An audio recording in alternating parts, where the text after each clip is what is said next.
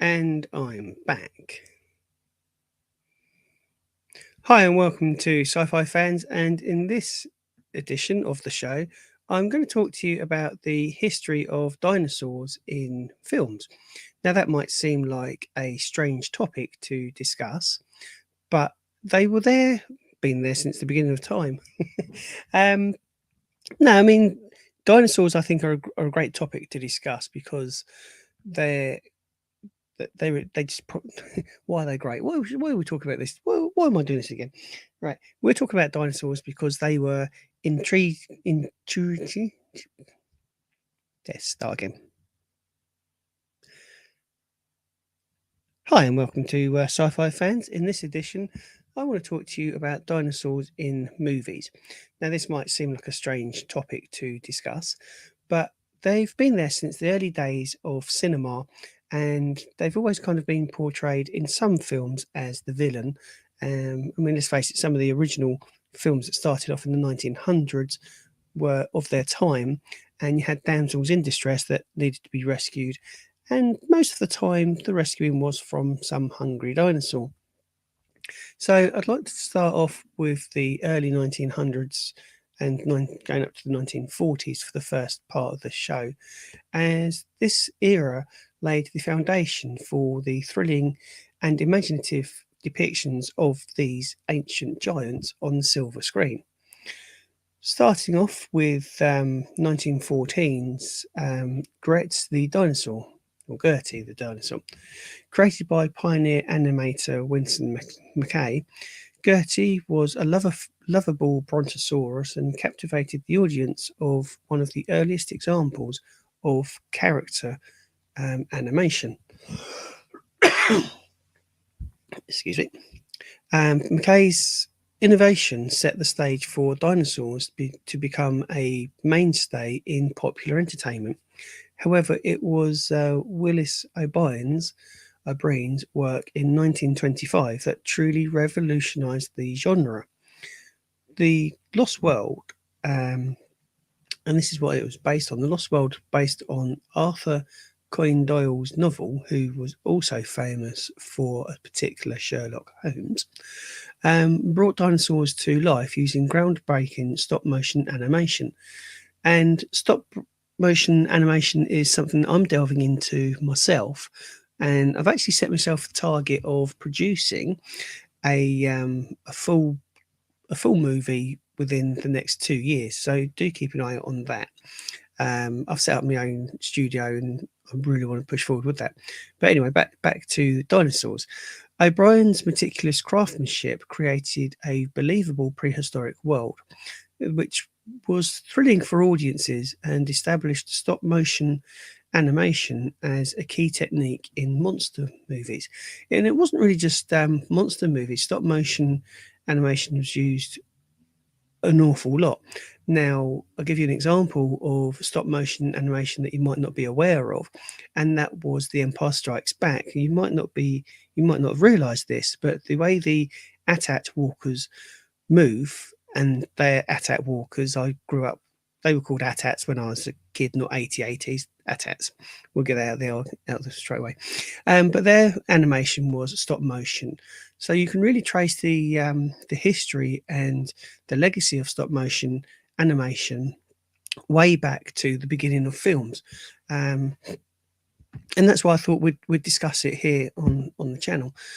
So, because of the success that and the techniques that they had with this film, it paved the way for more ambitious projects. And O'Brien would again make history with a cinematic masterpiece in 1933, King Kong. Now, King Kong, is it a monster? It's definitely a monster movie. But is it a dinosaur? Probably technically not. But King Kong combined adventure and romance and terror. And it features some of the most memorable dinosaur battles ever seen, because on Skull Island there were scenes where Kong takes on these the dinosaurs. So the mighty Kong's encounters with a T-Rex, for example, and other prehistoric creatures showcased O'Brien's evolving artistry and the power of special effects. So, really, when you think about it, the whole notion of bringing dinosaurs to life has been at the forefront of cinema since cinema began, and has been the leader, one of the leading, um, one of the leaders in special effects for films. So, in order to come up with the stop motion animation, it's a very innovative approach, which has then gone on to inspire new techniques, different brands of animation and special effects. The playful animation of Gertie to the ground from the playful animation of Gertie to the groundbreaking stop motion of The Lost World and King Kong.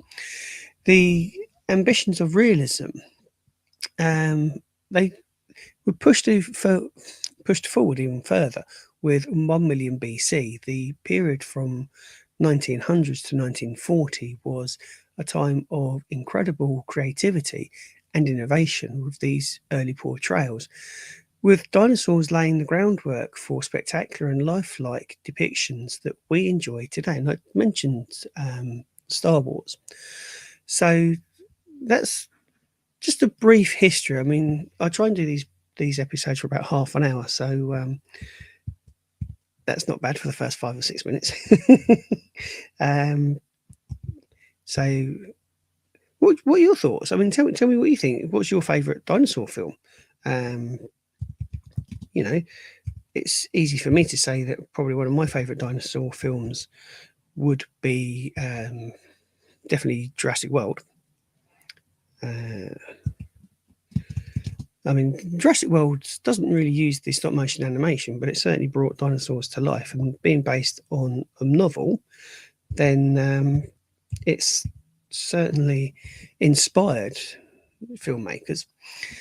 So, moving forward from 1940 to 1960, the cinema by this point has obviously advanced. We're still in black and white. We're at that cusp between black and white and colour. So, and of course, the techniques have started to change as well by this point. So we'll go. So one of the first films really was the film, and it was a Walt Disney film, Fantasia. The Rite of Spring segment took viewers on an artistic journey through the Earth's prehistoric past, depicting the rise and fall of dinosaurs. So that was in 1940. So we kind of moved on from stop motion animation, but we're proving that Disney was certainly interested in dinosaur films, particularly with Fantasia, with stunning animation and a powerful musical score. The ambitious project showcased the potential of animation to convey epic natural history, blending scientific curiosity with an artistic animation. So, as we come to the end of the 1940s, an unknown land brought dinosaurs to live action cinema, featuring human actors alongside creatures resized or realised through a mix of suntimation and stop motion effects. This film was an early example of combining live action with special effects to create a thrilling adventure. So, really, I mean, the whole process, as I said, it's laid the foundations for modern filmmaking, and probably in ways that people didn't realise.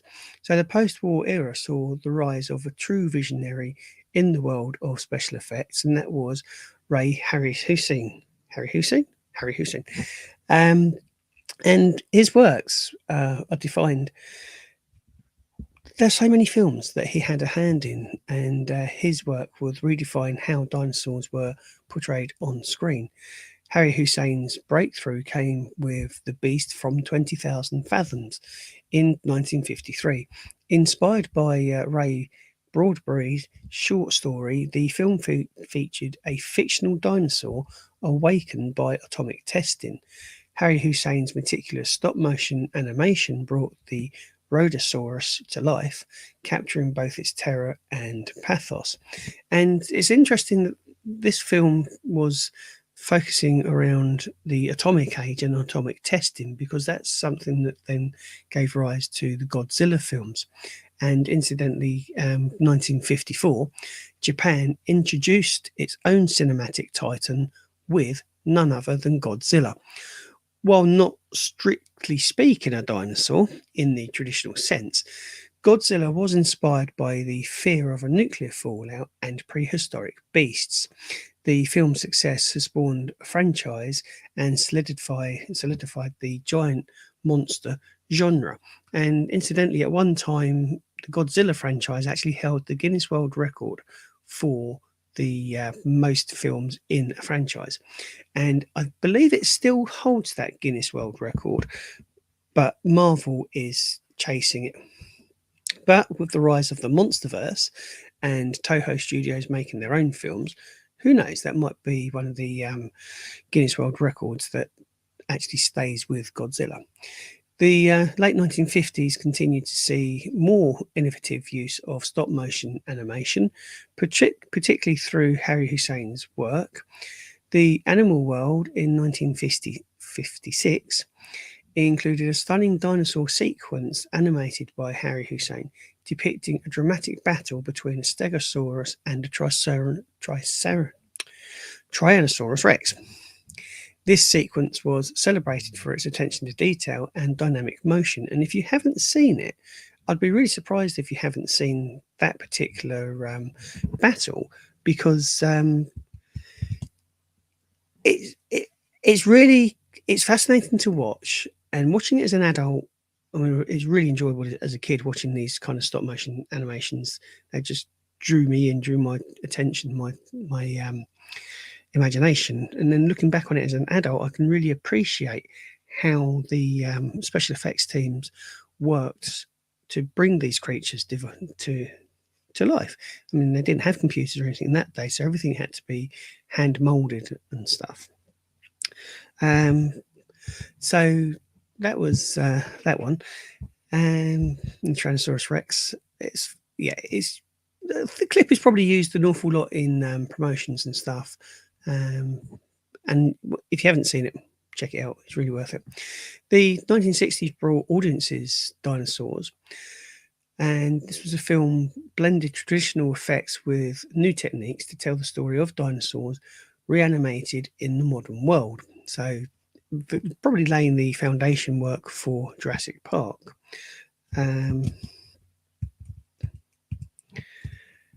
So yeah, well, get carried away. So yeah, so far we've got King Kong, Godzilla, and 20,000 Fathoms all in there at the moment. So while it's less in 1960, we had a film that was released called Dinosaurs. While it was less renowned as its predecessor, Dinosaurs, it exemplified the era's enthusiasm for bringing prehistoric creatures to contemporary settings, paving the way to future explorations of this captivating genre. The thing that I really kind of enjoyed about the dinosaur films is just the sheer imagery of it, really, and it's quite spectacular when you think about what you actually see on screen. So during the 1960s to 70s, it was a period marked by innovative techniques and a growing fascination with dinosaurs on the big screen. There was a documentary that has been, well, there's always documentaries on films and filmmaking. So the decade from the 1960s to 1970 was a time of innovation, and it really kind of started off in 1966, the classic 1 Million Years BC. This film was produced by Hammer, so it's a Hammer Film Productions, and I will be talking about Hammer Horror and Hammer Film Productions because they've left a lasting legacy on the industry, and it's such a shame that they're not around now. So 1 Million Years BC was produced by Hammer Film Productions and became an iconic not just for its dinosaurs, but also for Raquel Welch's legendary portrayal of a cave woman. The dinosaurs were brought to life by the legendary Ray Harry Hussein, and it really captivated audiences with realism and dynamism. Dinoism. See what I did there? So again, stop motion animation was really a big thing and a big deal for the movie industry, particularly up until early 80s, really. And Harry Hussein, I don't think when he started making these films ever realised the impact that he would have on cinema. So, following on the success of 1 Million Years BC, in 1969, the Valley of Gowanagi combined cowboys and dinosaurs in a unique and imaginative story.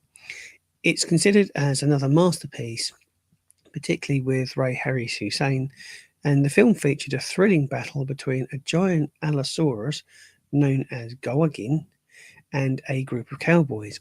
Now, this blended Western and fantasy genres. It showcased Harry Hussein's talent for integrating fictional and fantastical creatures into live action settings. The film's intricate stop motion effects and captivating storytelling captured the imaginations of audiences and cementing its place as a classic. And I have to admit, I possibly haven't seen that one. So I'll have a look on streaming services and YouTube and see if I can find a copy of it. One of the biggest films that is probably on everybody's lips, if you said to them, name a film with dinosaurs in it, will be The Land That Time Forgot, released in 1974, though slightly on from the 70s. But it is part of a wave of dinosaur films that were all inspired by the success of earlier movies. Based on Edgar Rice Burroughs' novel, the film used a mix of practical effects and puppetry to bring the lost world of dinosaurs to life. The film's adventurous spirit and innovative special effects drew audiences into a world where time stood still and prehistoric creatures roamed freely. And that's up to the 1970s. So, and as a kid in the 80s, a lot of these films would be repeated on TV, particularly at Christmas time and Easter time. So, let me just bring this up to date now. Yeah. I mean, what do you think? I mean, what's your favourite dinosaur film? Have you got a favourite dinosaur film? Or is it just a topic that you're not really interested in? So, I mean, yeah, kind of losing it tonight, aren't I? Not one of my better lives streams. Yeah.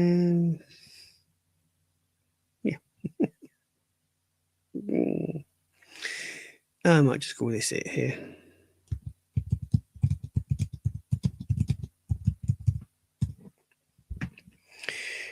Right, so we're going to go from the 1970s now up to present day. So, in days, really need to probably take elocution lessons. That's what it is. Never mind. So in the 1970s, we had When Dinosaurs Ruled the Earth, and this was a British film following on the success from 1 Million Years BC. It also used stop motion animation to depict a world of teeming with dinosaurs, not just the world of dinosaurs, but it was teeming. Its creative special effects earned it an Academy Award nomination for Best Visual Effects. As we go on and through the 1970s, dinosaur films continued to capture the imagination of audiences and paved the way for a major cinematic revolution of the 1990s. In 1993, Steven Spielberg's Jurassic Park changed everything, using groundbreaking CGI and animatronics. The film brought dinosaurs to life with unprecedented realism. The T-Rex's terrifying roar and the graceful yet deadly velociraptors became instant icons, thrilling audiences worldwide. Jurassic Park was a landmark film in history, and not did it just showcase the potential of digital effects and set new standards for creature effects. Jurassic Park, the original 1993, went on to become the highest grossing film of all time. Now, it has since had many sequels and a reboot, and due to the success. So, with each film in the Jurassic Park universe, they continued to push boundaries of cinematography and special effects, and kind of took over. It kind of took over the dinosaur genre, if you like. In 2013, though, there was a film called Walking with Dinosaurs, and this brought a new level of realism to the screen with its detailed CGI and immersive storytelling. While Jurassic World in 2015 revived the beloved franchise, breaking box office records and introducing new generations to the awe-inspiring world of dinosaurs. Walking with Dinosaurs was just that, I think it was that little notch down. It was a bit more documentary like. Jurassic World has continued to innovate with its sequels and continues to dominate, really. So, yeah, thank you very much for listening. I do appreciate you, and yeah, thank you for your time, and I'll see you in the next one. Thank you. Feel free to leave me a comment. And we can have a little chat about things if you want.